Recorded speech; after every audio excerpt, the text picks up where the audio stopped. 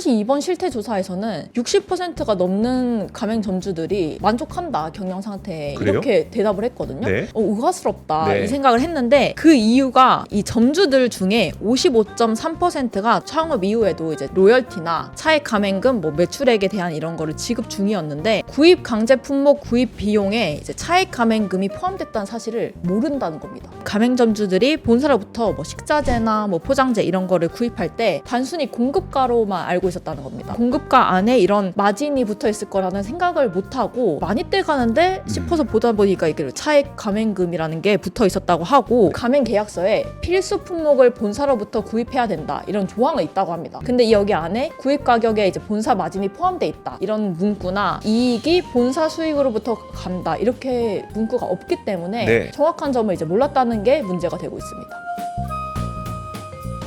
압권 시작합니다. 요즘처럼 자영업자 폐업률 높고 너도 나도 살기 힘든 이런 시기에는 누군가가 나의 돈을 착복한다는 것을 알게 됐을 때에는 상당히 분노를 할 수밖에 없습니다. 그런데 오늘 한지원 기자가 무엇을 가져왔냐면 전 세계적으로 굉장히 유명한 프랜차이즈가 우리나라에서 자영업자분들에게 몰래 제품을 공급할 때 비용을 숨겨서 공급을 해왔다.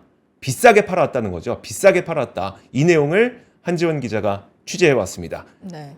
한 기자. 네. 아니 제가 궁금한 게 있는데 네. 혹시 한국과 외국의 약간 골목이나 이런 도시를 보면은 네. 풍경을 보면 뭐가 제일 다른 거를 느끼시나요? 우리나라는 네. 일률적이에요. 네. 어디 가나 백다방이 있고 어디 가나 그쵸. 메가커피가 있고 어디 가나 스타벅스가 있고 어디 가나 투썸이 있어요. 똑같아요. 네. 제가 이제 대만에서 학교를 다녔잖아요. 네. 그러다 보니까 제일 많이 느낀 게 대만에는 그 프랜차이점이 별로 없거든요. 진짜 기껏 많아봤자 이제 스타벅스 네. 정도인데 다른 이렇게 우리나라처럼 이런 게 없단 말이에요. 그래서 저는 이런 왜 다른 해외에는 한국과 다르게 왜 뭐 개인 카페나 식당들이 더 많을까 네. 이런 생각을 좀 했었는데 이번에 약간 이런 이슈가 있어서 한번 들고 와 봤고요. 근데 실제로 이제 우리나라 한국은 경제 규모에 비해서 자영업자 비율이 아주 높다고 합니다. 네. 그래서 2024년 기준 전체 취업자의 약 24%가 자영업자인데 이건 이제 OECD 평균인 15.3%보다 훨씬 높은 수치고요. 네. 경쟁이 아무래도 치열하다 보니까 창업을 준비하는 사람들도 이제 개인 브랜드를 키우기보다는 이미 검증된 프랜차이즈 시스템을 기대려고 하는 게 있다고 합니다. 네. 그래서 아무래도 이름 있는 브랜드가 실패할 확률이 굉장히 낮잖아요. 네. 그러니까 이거를 프랜차이점을 제일 먼저 선택을 한다는 거고 그러다 보니까 또 한국 소비자들의 성향을 봤을 때 사실 브랜드에 의존하는 경향이 굉장히 많습니다. 많습니다. 네, 저희도 그렇고 네.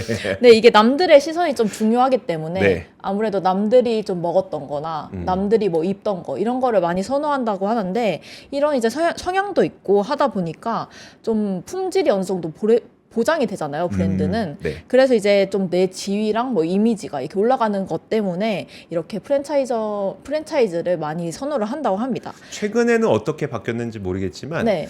불과 몇 년 전까지만 하더라도 왜 이렇게 프랜차이즈가 많을까, 우리나라는 프랜차이즈가 많을까에 대해서 이런 게 있었어요. 우리나라의 은퇴 연령이 굉장히 낮잖아요. 네네. 거의 한 40, 50대 되면은 이제 퇴직을 하신단 말이죠. 그러면은 남은 인생, 그리고 아직 애들은 더 키워야 되는데 어떻게 해야 되나, 결국 창업을 해야 되는 방법밖에 없는데 네. 그 창업에서 리스크를 너무 크게 가져갈 수가 없는 거예요. 그러다 보니까 프랜차이즈를 많이 하는 경향이 있기도 했었어요. 네. 근데 요즘 프랜차이즈는 어떤지 모르겠는데 아무튼 예전엔 그랬었는데 그러다 보니까 그분들이 이렇게 누적되다 보니 프랜차이즈가 많이 생겼고 사람들은 프랜차이즈의 브랜드에 대한 신뢰도를 갖게 됐고 이런 것들이 계속 좀 누적된 게 아닌가라는 생각이 드네요. 네, 맞습니다. 그래서 그렇게 누적되다가 네. 지금 이슈가 터진 건데 지금 이 프랜차이즈 산업에 좀 이면이 드러났거든요. 이게 어떤 사건이냐면 바로 그 한국 피자헛과 이제 가맹점주 간의 법적 분쟁입니다. 근데 이제 우선 피자헛이 1984년에 고 성신재 대표가 이제 피자라는 개념조차 한국에 없었을 때 네. 처음 한국 이제 피자헛을 들여왔고요. 당시 한국에 이제 피자 붐을 일으키면서 좀 폭발적인 인기를 끌었습니다. 특히 1990년대 초반에 한국 외식 프랜차이즈 시장이 이제 좀 본격적으로 성장되면서 좀 주도했던 산업이었군요. 그 결과 이제 1994년에 성신재 대표가 이제 소득세만 110억 원을 납부를 하면서 이야, 30년 전에 110억 원. 네. 세금만 110억 원. 세금만 30년 네네, 전에. 맞습니다. 그래서 개인종합소득세가 랭킹 1위에 오르면서 엄청난 수익을 기록한 이제 프랜차이즈 업체인데요. 네. 물론 당시에 이제 피자헛 성공이 단순히 피자만 잘 팔려서가 아니라 뭐 가맹점 확장 전략이 있었고, 그다음에 이제 본사가 가맹점에 이제 원재료를 공급하는 이런 이번에 이제 좀 이슈가 된 그 차익 가맹금 구조가 그것 때문에 이제 수익이 좀 성장을 했다 이렇게 볼 수 있거든요. 네. 그래서 한번 보시면은 차익 가맹금이라는 게 어떤 거냐면 사진 오른쪽의 설명처럼 가맹 본부가 이제 가맹점에 직접 물품을 공급하는 과정에서 취하는 마진을 말하고요. 네. 이 차익 가맹금이라는 이 수익 구조가 프랜차이즈 산업 초기의 급성장에 기반이 됐습니다. 그래서 본사는 원재료 공급에서 이제 안정적인 수익을 확보했고요. 네. 그리고 이제 가맹점은 본사의 브랜드 파워를 등에 업고 이제 빠르게 매장을 늘릴 수 있어서 굉장히 시너지 효과가 있었거든요. 근데 이 구조가 시간이 흐르면서 문제가 나타나기 시작했는데 그게 이제 구조 불균형이 심화가 됐고요. 네. 그다음에 가맹점주들이 점차 높은 이제 원재료를 부담을 하면서 이런 좀 비용 부담에 시달리게 된 겁니다. 그래서 최근 그 가맹점주들이 이제 집단 소송과 같은 이제 법정 분쟁에 이어지게 됐는데 네. 2020년 그 한국 피자 가맹점주가 94명이 이제 본사에 계약서에 이런 명시되지 않은 가맹금을 이제 부당하게 좀 수취했다. 이러면서 반환 소송을 제기를 했고요. 네. 이때 당시에 그 2022년 당시에 1심에서는 75억 원을 반환을 해라 이렇게 판결을 내렸었는데 네. 2024년 9월 2심에서는 75억 원이 120억 원으로 이제 210억 원으로 좀 네. 증가했습니다. 아. 그래서 법원은 이제 차액 가맹금에 대한 이제 명시적 합의가 없었기 때문에 이런 걸 본사가 일방적으로 이제 원재료 가격을 좀 결정을 해서 공급을 하게 했다 이렇게 네. 보고 있습니다. 결국은 이제 우리가 만약에 피자 한 판을 3만 원에 사 먹는다. 네. 그러면 그 3만 원에서 프랜차이즈 본사의 마진이 있을 거고, 그 다음에 그 가맹 사업자의 마진이 있을 거고, 원재료 비용이 있을 텐데, 네. 어쨌든 그 원재료에서 마진을 프랜차이즈가 더 가져가면 가맹 사업자의 마진이 줄어드는 거고, 네, 그렇죠? 네. 가맹 원재료에서 프랜차이즈가 마진을 줄이면 가맹 사업자의 마진이 늘어나는 거고. 네, 맞습니다. 어쨌든 3만 원이라는 금액은 정해져 있으니까 네, 이걸 네. 이걸 늘리기는 어려우니까. 네. 결국 그런 상태에서 프랜차이즈가 자신들의 마진을 원재료에다 붙여서 가맹 사업자분들이 마진이 줄었는데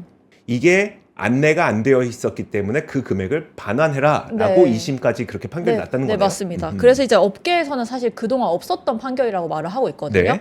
왜냐하면 이제 본사가 가맹점에 공급을 하면서 이제 취한 마진을 일부러 돌려주라고 한 거잖아요. 네. 그렇기 때문에 뭐 본사에게 좀 유리하게 형성돼 있던 이런 가맹계약 관행을 조금 뒤엎는 사건이라서 지금 화제가 된 거고, 만약에 업계에서 이 판결로 인해서 프랜차이즈의 이제 그 파장이 좀 일어날 걸로 보고 있는데요. 사실 이미 파장은 났습니다. 왜냐하면은 표를 한번 보시면은 이 2심이 9월에 났다고 말씀을 드렸었는데 지금 5개월이 지났거든요. 근데 이 빨간 색깔 보시면은 2024년 12월부터 지금 4월까지 네. 거의 한 그 프랜차이즈 10곳에서 점주 2,000명이 이제 피자헛과 유사한 소송을 똑같이 낸 겁니다.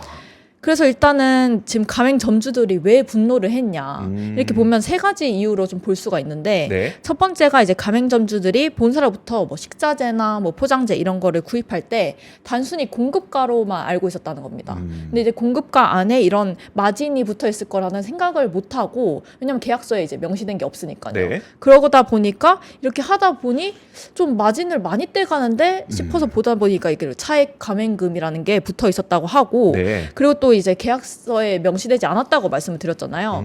그렇다 보니까 실질적으로는 이제 가맹점주가 추가로 수익을 얻어내는 구조처럼 이제 보인다는 건데 네.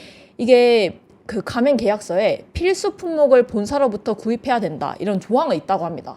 근데 여기 안에 구입 가격에 이제 본사 마진이 포함돼 있다 이런 문구나 아니면 이익이 본사 수익으로부터 간다 이렇게 문구가 없기 때문에 네. 정확한 점을 이제 몰랐다는 게 문제가 되고 있습니다.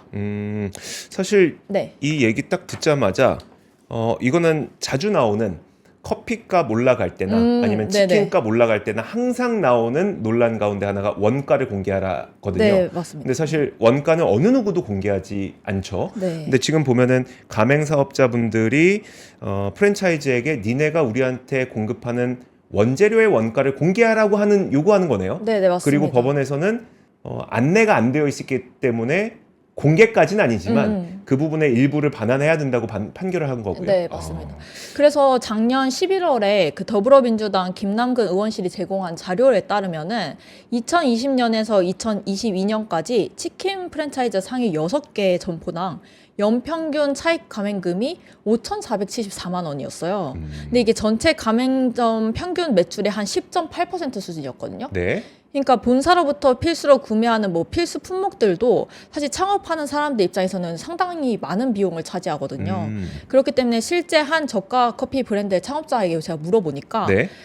카페에 있는 그 음식 모형 있잖아요. 네. 그런 거를 필수로 사야 된대요. 아. 근데 그게 이제 몇십만 원부터 크게는 네. 몇백만 원까지 하기 때문에 어쨌든 이제 계약상의 투명성이 좀 없다는 부분에서 이런 많은 점주들이 좀 분노를 하고 있는 상황입니다. 알겠습니다. 사실 이게 이 문제, 이런 비슷한 문제가 네. 옛날에도 있었어요. 네. 그러니까 미스터 피자 사건 때도 있었는데 네네. 아마 아시겠지만 그때 이제 일단 회장의 갑질 문제에서 이제 터지기 시작을 했는데 결국 나중에 이제 뜯고 파고 파다 보니까 나왔던 게 심지어 치즈는 딴 데서 공급받아도 되는데 굳이 프랜차이즈 본사로부터 치즈를 반드시 샀어야만 했고 네. 그 치즈를 산 금액은 알고 보니 그 치즈 기업은 알고 보니까 회장의 친인척이었고 이런 식으로 해서 치즈 통행세란 얘기가 있었고 네. 그러다 보니까 막 여기저기 가맹점들 다 뜯어보니까 프랜차이즈 다 뜯어보니까 심지어는 냅킨까지도 프랜차이즈 걸 사라.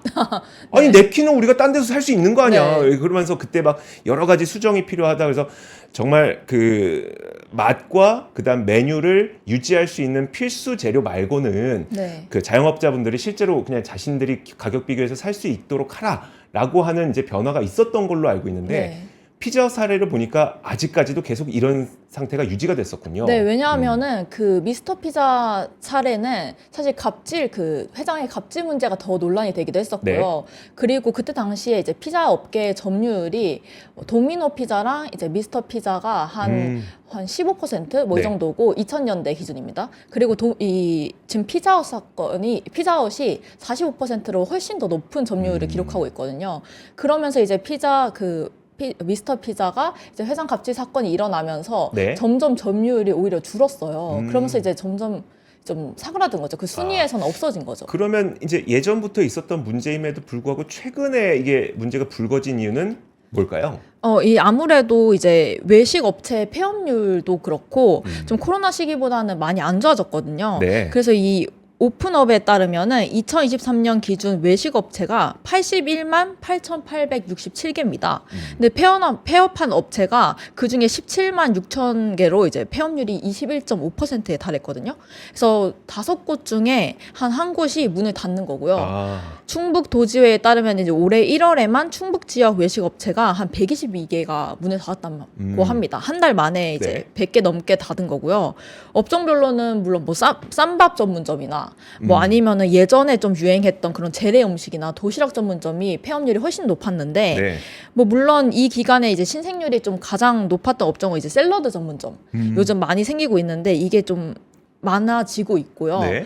그럼에도 불구하고 이제 이렇게 많이 폐업을 하고 있는 상황에서 그 프랜차이즈 업체들이 많이 또 돈을 못 벌고 네. 이런 상황이 계속되다 보니까 그냥 가맹점주들이 이번에 좀 들고 일어난 게 아닌가 싶습니다. 그래서 한번 창업할 때 초기 비용이 얼마인지 아시나요? 지난 14일에 중소기업 중앙회가 발표한 이제 프랜차이즈 실태 조사를 보면요. 네. 가맹점 개설에 약 9,600만 원이 소요된다 하는데 월세 이런 거 빼고입니다. 네, 그래서 창업을 할 때 소요한 이 9천만 원대 투자금을 회수하는데 한 3년이 걸린대요. 그런데 이 왼쪽 표를 보면은 투자금을 회수한 업체가 한 49.6%로 절반 정도 되는데 네. 이들의 이제 평균 소요 기간이 31.4개월입니다. 그래서 회수 진행 중이라는 이 35.4% 비율도 평균 한 38.6개월 정도 소요될 걸로 예측이 된다 보니까 네. 이 두 사례만 비춰봤을 때 창업 후에 한 3년 정도가 지나야 모두 투자금을 회수할 수 있다는 거거든요. 근데 또 업종별로는 뭐 분식이나 치킨 이렇게 한식 가맹점주들이 회수율이 절반을 넘긴 반면에 네. 커피나 디저트는 한 38.6%로 이제 이 38%밖에 회수를 못한 회수가 겁니다. 안 돼요? 네네. 네. 그렇기 때문에 이제 오른쪽을 보면은 그 가맹점 개설을 위한 이제 지출한 비용도 최소 가맹 비용 한 2천만 원. 네. 그리고 매장 개설 비용 한 7천만 원 합쳐서 한 9,500만 원을 되는 거고요. 이런 소요 비용 중에서 뭐 공사 뭐 이런 인테리어 비용이 가장 높았고, 그다음에 이제 업체의 월 평균 매출액이 한 2,600만 원 정도로 조사가 됐는데 네. 그 세부적으로 보면은 한 1,000만 원에서 2천만 원이 가장 30%로 높았고요. 네. 2천만 원에서 3천만 원 정도가 이제 26%로 높았고 이제 4천만 원 이상이 20%를 넘었다고 합니다. 월 매출이 이 정도면 만약에 10%가 이익률이라고 쳤을 때 뭐 네. 진짜 월 소득이 그렇게 높지는 않을 수 있겠네요. 네, 맞습니다. 그래서 이런 많은 초기 비용이 들고 그다음 또 투자 회수까지 3년 정도가 걸린다고 하니까 네. 결국 가맹점주들이 이제 창업이나 그 경영 업계에 얼마나 만족을 하는지가 좀 가장 중요할 걸로 보이잖아요. 네.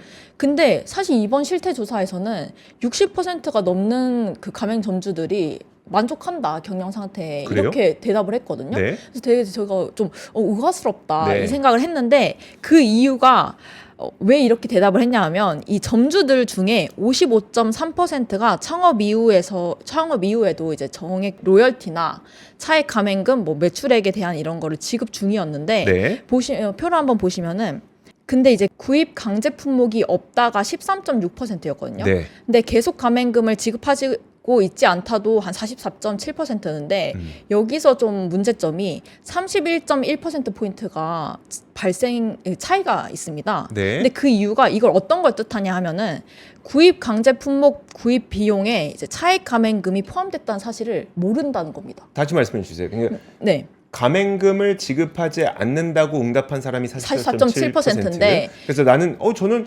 가맹금 없는데요. 네, 저는 뭐 차액 가맹금 이런 거 없는데요. 없어요. 라고 그러니까 저는 만족스러워요라고 네, 하는데 대답했는데 사실 이 그 구입 강제 품목에 네. 차액 가맹금이 포함되어 있는 거거든요. 아. 근데 이거를 점주들이 인지를 하지 못한다는 겁니다. 아, 그러다 보니까 그 구입 감제 품목이 없어요라고 응답하신 분들이 13%인 네. 거고. 네, 그래서 이제 저는 뭐 경영 상태나 이런 거에 만족한다 하고 하는 분들이 60%나 된다는 건데 네. 여기에 이제 숨은 문제점은 그거를 자체조차 인지를 하지 못한다는 거죠. 그러니까 이제 그런 거겠죠. 이제 처음에 프랜차이즈를 제가 하겠습니다. 가맹 사업자를 네. 하겠습니다라고 할 때 저희는 가맹금 없습니다라고 홍보를 하지만 네.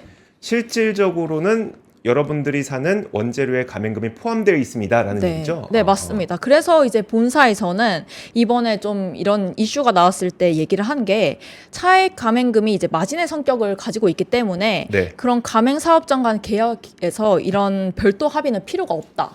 이렇게 주장을 하고 있는 거고 사실 이 차액 가맹금은 미국 같은 다른 선진국에서는 좀 일반적이지 않은 모델입니다. 네. 그래서 한국 유통업계에만 있기 때문에 이런 특수한 구조이기 때문에 이런 성격의 소송은 워낙 생소해서 프랜차이즈 업계에서도 조금 매뉴얼조차 갖고 있지 않은 상황이고요. 네. 그래서 이제 업계는 이런 가맹 본부와 점주 간에 이제 묵시적으로 합의된 관행을 조금 단번에 위법으로 보기에는 문제가 있지 않냐. 왜냐하면 이렇게 된다면 사실 이때까지 했던 것들이 다 좀 판결이 어그러지는 문제기도 네. 하고 이렇게 되면 이제 법조계에서는 피자헛 사건이 만약에 대법원에서도 이렇게 좀 확정이 되면 네.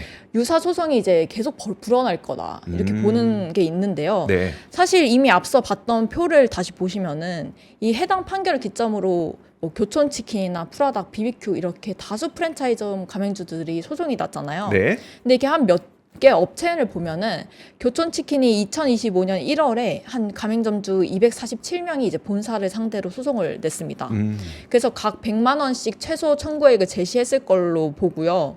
그리고 베스킨라빈스도 400여 명의 점주가 이제 소송을 진행하고 있는데 점포 매출액에 따라서 차액 가맹금 비율이 이제 변동될 걸로 예상이 되거든요. 네. 근데 예를 들어서 만약에 베스킨라빈스 지점이 한 연매출 6억 원을 낸다 네. 하면은 차액 가맹금 비율 한 10%, 그다음 만약에 운영을 5년 정도 했다 이렇게 하면은 네. 3억 원을 반환을 해야 돼요. 그러니까 이게 이 점주들이 다 모이면은 상당히 많은 비용을 반환을 해야 되거든요. 네.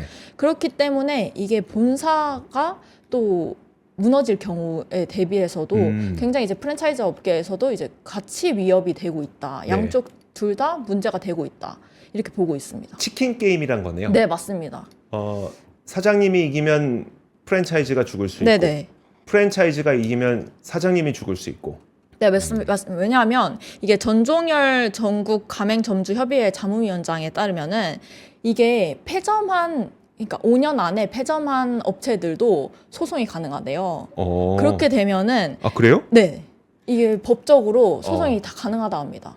그렇기 때문에 이미 지금 뭐 가맹점주가 아니고 네. 5년 안에 그 폐점한 업체들도 그냥 밑잘 본전으로 소송을 걸면은 네. 다 이제 반환을 해줘야 될 수도 있다는 상황이 벌어진다는 겁니다.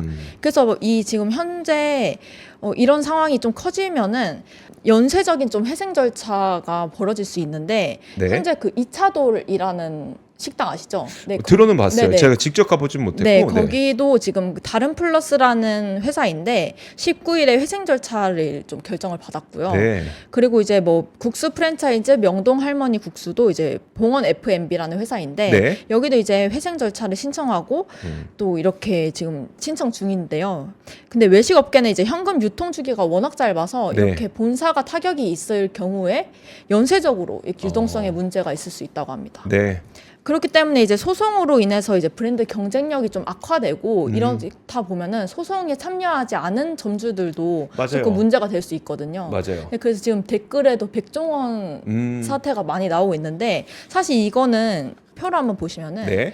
지금 28일 온라인 커뮤니티에서 그 백종원 가맹점 점주입니다. 네, 사실 지금 막 죽고 싶다 뭐 이런 제목의 이제 게시글이 올라오긴 했는데 네. 이게 작성자가 자신이 받은 이메일을 이제 공개를 한 건데요. 백종원 대표 논란 이후에 매출이 급감을 했다고 합니다. 그러면서 이제 적게는 20%, 많게는 40~50%까지 좀 줄어든 매장이 속출하고 있는데 이게 이제 매장에 내놓은 사장님들도 굉장히 많고 자기 역시 이제 가게를 팔려고 했지만 네, 백종원 네. 프랜차이즈라는 이유로 인수 자체를 하지 않는 경우가 굉장히 많다 하거든요. 근데 물론 이 백종원 사태는 지금 말하는 이 차액 감행금이라는 조금 다른 사건입니다. 네. 왜냐하면은 그 백종원은 차액 감행금 문제가 아니고 본사가 월 매출이 상당히 높다라고 이제 좀 과장 광고를 네. 해서 점주들이 좀 창업을 하게 유도를 했고 그런데 실제로 보다 보니까 이제 그 정도의 본사 정도의 매출과는 좀 다르다 네. 이러면서 이제 소송을 한 거고 차액 가정금 그 가맹금이랑 좀 다른 문제거든요. 그래서 진짜 댓글에서도 이제 많이 언급을 해주셨지만 사실 좀 다른 성격의 유형이고요. 하지만 그렇지만 이제 본사와 가맹점주의 구조라는 점에서는 조금 비슷하다고 볼 수도 있는데 어쨌든 프랜차이즈점이랑 이제 가맹점주의 갈등의 점에서는 좀 비슷하다 볼 수 있고요. 사실 저는 이런 일들이 굉장히 많았었는데 네. 프랜차이즈에서 문제가 생겼을 때 브랜드 이미지가 깎이게 되면 결국 자영업자분들이 피해를 입습니다라는 얘기를 네. 저도 이제 언론사에 꽤 오래 있었잖아요. 네네. 그때 엄청나게 얘기를 많이 했었거든요. 이게 비슷한 일이 발생을 했었던 게 예를 들어 이런 거 있었어요. 그 반일 감정이 한참 우리나라에서 네. 크게 이제 높아지고 있을 때 그 일식집이라든지 뭐 우동집이라든지 이런 데까지 사람들이 안 가는 거예요. 네. 근데 그거는 사실 그 상관이 없는 네. 거잖아요. 그럼 너무 이렇게 우리가 감정적으로 대응하면 안 됩니다라는 이야기를 언론에서도 굉장히 많이 했었거든요. 이것도 근데 마찬가지로 차액 감행금으로 인해서 만약에 정말 분쟁이 심화되고 이 분쟁의 불씨가 자영업자분들에게 갔을 때 그때는 오히려 이게 과연 우리가 이런 논란을 수면 위로 올리는 게 맞는 일인가에 대해서 언론인으로서 되게 고민을 많이 하게 되거든요. 근데 네. 그런 일이 지금 벌어지고 있는 거고, 그럼 우리나라는 이런 식으로 프랜차이즈가 돈을 벌고 있고, 사실 이게 옳다 그르다의 문제는 아니고 이 사업 구조가 이렇다는 건데 네. 해외 사업 구조는 지금 어떻습니까? 그러면? 그러니까 해외의 경우에는 사실 차액 가맹금이라는 구조가 없고요. 네. 그 수수료 기반 그러니까 이제 로열티라고 불리는 모델로 좀 중심적으로 하고 있는데요. 이 모델이 가맹점주가 이제 초기에 가맹비와 함께 이제 매출이 일정 비율로 이렇게 로열티를 지급하는 형식입니다. 네. 그래서 한번 표를 보시면은 실제 사례를 좀 들고 왔는데요. 이게 28일 미국 프랜차이즈 정보공개서에 따르면 서브웨이 있잖아요. 네. 서브웨이가 전 세계에서 이제 매장 수가 가장 많은 프랜차이즈인데요. 이게 로열티 수수료가 매출의 한 8% 정도라고 합니다. 근데 서브웨이는 현재 이제 미국에서 2,500개 정도의 매장을 운영하고 있는데요. 네. 로열티 8%에서 광고 수수료를 4.5%를 더 받기 때문에 가맹점주의 매주 매출이 이제 12.5% 본사에 이제 매주 지급을 하는 거고요. 매주. 네, 매주. 그리고 이제 이러한 구조가 이제 본사의 가맹점을 원재료를 직접 공급하지 않거나 공급하더라도 이제 마진을 좀 최소화하게 하기 때문에 가맹점주들이 부담이 좀 덜하대요. 근데 이제 대신 본사는 뭐 브랜드 사용권이나 아니면 운영 매뉴얼이나 이런 교육 등으로 이제 돈을 번다고 하고요. 네. 물론 이렇게 로열티를 하면은 사실 초기 비용이 굉장히 많이 듭니다. 이 초기 비용이 서브웨이가 이제 창업 비용이 7억 5천만 원 정도 된다 하거든요. 7억 5천. 7억 5천만 원이요? 네네네. 7억 5천 정도. 이거 무서워서 하겠습니까? 근데 이제 한국에서는 1억에서 이제 3억 정도 아까 말씀하셨던 네. 것처럼 그 정도 들거든요. 근데 이제 국내에서도 그 서브웨이 매장을 낸다면은 초기 창업 비용이 이제 1년 월세를 포함해서 한 7억 9천만 원 정도 된다고 합니다. 그래서 가맹비나 교육비, 그다음에 인테리어 이런 거 다 포함한 비용이고요. 네. 이런 로열티가 이제 미국과 같은 12.5%로 이제 똑같이 국내에서도 하고 있는데요. 근데 이제 한국 프랜차이즈 같은 경우에는 한번 보시면은 그 대신에 이제 본사에 이제 차익 가맹금을 내는 거잖아요. 근데 이제 이거를 보면은 지금 보니까 네네네. 우리나라 프랜차이즈는 로열티를 안 내고 초기 네. 비용을 낮게 잡아주는 대신 원재료를 좀 비싸게 사는 구조인 네, 것 맞습니다. 같고요. 네, 왜냐하면 그다음, 네. 네네. 그 말씀하세요. BBQ 치킨의 경우에는 이제 가입비나 교육비, 보증금, 인테리어 이런 거를 다 합쳐서 한 평균 9천만 원 정도 되거든요. 그래서 상가 보증금이나 뭐 임차료를 이제 포함하지 않고 로열티가 없습니다. 네. 그래서 이제 그 대신 이제 광고비로 뭐 닭 한 마리당 300원 이렇게 받는다 하거든요. 네. 그렇기 때문에 매출 기준으로 따지면 한 1.5% 정도로 볼 수 있고 베스킨라빈스도 로열티가 없고요. 근데 가입비도 한 800만 원 정도로 그치고요. 네. 투썸플레이스도 이제 로열티 매출의 수준이 한 3% 정도입니다. 음. 그래서 이런 점을 봤을 때 그 국내는 이제 이렇게 초기 비용이 네. 많이 들지 않는다는 장점이 있어서 그래서 이제 처음에도 한국이 국내에서 이런 프랜차이즈 그 차행 가맹금을 한 이유도 하고요. 이렇게 하다 보니까 이제 성장을 좀 잘 했던 건데, 네네. 근데 이제 단기적으로 봤을 때는 좀 문제가 된다는 거죠. 그러니까 사실 프랜차이즈도 먹고 살아야 되고 네. 자영업자, 가맹사업자분들도 먹고 살아야 되고 결국은 다 같이 잘 먹고 잘 살 수 있는 방법이 무엇인가를 우리가 연구를 해야 되는 건데 네. 일단 해외 사례를 보니까 초기 선납금이 엄청 세. 네. 대신 중간에 먹는 건 너희가 알아서 먹어. 네네.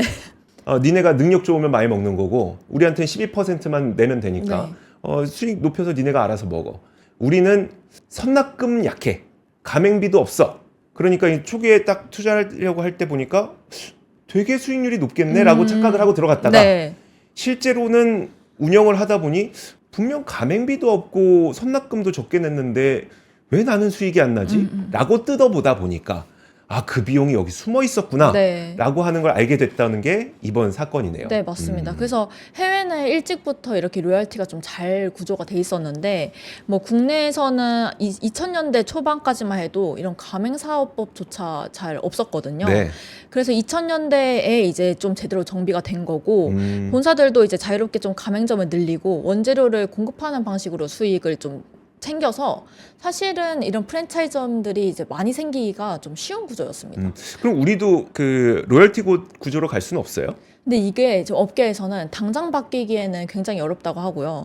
최소 한 5년에서 10년 정도는 걸릴 걸로 보는데 네. 왜냐하면 이제 본사도 업계에 따르면 본사도 그렇고 가맹점도 그렇고 사실 서로 믿지 못하는 네. 상황이잖아요. 그래서 가맹점주가 만약에 이런 차익 가맹금 갖고 이제 문제를 제기한 것도 사실 본사만 이득을 지금 주게 하는 거 아니냐 네. 이런 구조로 이제 소송을 하고 있는 건데 이렇게 좀 불신한 상태다 보니까 프랜차이즈 에서도 이제 좀 약간 논란이 되고 있는 겁니다. 네네. 앞서 우리가 얘기했던 것처럼 우리는 딱 우리가 하나의 음식을 먹었을 때 우리가 지불하는 금액은 정해져 있죠. 그럼 네. 그 금액 가운데 프랜차이즈랑 그 가맹사업자가 나눠 가져야 되는 건데 네. 결국 누가 수익을 더 많이 가져갈 거냐의 싸움인 거죠. 네네. 근데 그러다 보니까 이거는 그럼 프랜차이즈가 10% 가져가고 가맹사업자가 20% 가져가. 아니면 프랜차이즈랑 가맹사업자랑 15%씩 나눠 가져가. 이게 안 된단 말이에요. 네, 맞습니다. 그래서 미스터 피자 사태 때도 어떻게 결론 났는지 보면 서울시의 중재 하에 상생협의안이 마련됐었어요. 결국은 지금 이게 서로를 없다고 해놓고 알고 보니 있었던 그게 문제가 됐던 거잖아요. 네, 맞습니다. 그러니까 왜 금액을 숨기냐고. 그러니까 아니 우리가 프랜차이즈한테 원재료를 그러면 마진 없이 공급해달라고 하는 것도 이상하죠. 그것도 이상하잖아요. 아니 우리 한지원 기자한테 뭘 살까요? 좋아요. 저 신키네도 롤케이크를 사면서 저한테 원가해 주세요. 이게 말이 됩니까? 말이 안 되죠. 유통비가 네네. 있어야죠. 있어야 되는데 그러니까 이제 이 신뢰가 없을 때는 이 문제가 생기는 거잖아요. 금액을 자꾸 숨기니까. 네. 그래서 우리는 금액을 숨기지 않고 그러면 정말 그 금액을 다 한번 최대한 깎아보겠다. 깎아보겠다고 해서 만든 게 신키네도 15,000원짜리를 9,900원에 네. 가졌다. 아저씨가 저거 먹는 모습 봐야 누가 기분 좋겠습니까? 우리 한지원 기자가 디저트와 잘 어울리는 우리 한지원 기자가 네, 저도 주문했거든요. 네. 네. 먹는 이렇게 모습을 실물은 처음 봤는데 네. 여기 이렇게 오렌지가 좀 너무 맛있어 보여요. 카메라에 말씀해 주세요. 우리 보시는 분들을 위해서 제가 또 이런 네. 거 잘 못하는데 현지 직송이냐고요? 현지 직송인지 좀 말씀. 네, 네네. 일본 직수입입니다. 이거는 일본에서 공장에서 찍어내는 것도 아니고요. 사람이 직접 손으로 만든 수제 100% 일본 직수입입니다. 그래서 우리나라 소비 기한도 상당히 짧아요. 그러니까 여러분들 이거는 네. 빨리 사셔서 빨리 드셔야 됩니다. 아니 한지원 기자 크림이 보여주시죠. 네. 굉장히 많습니다. 네, 여기 네. 비춰주세요. 한지원 기자를 눌러봐 이게 크림 얼마나 많은지. 와. 하나 주세요. 네? 주세요. 하나 주세요. 네. 그 한지원 기자가 먹는 모습을 계속 보여주고 있어요. 제가 하나 갖고 올게요. 부담스러운데요?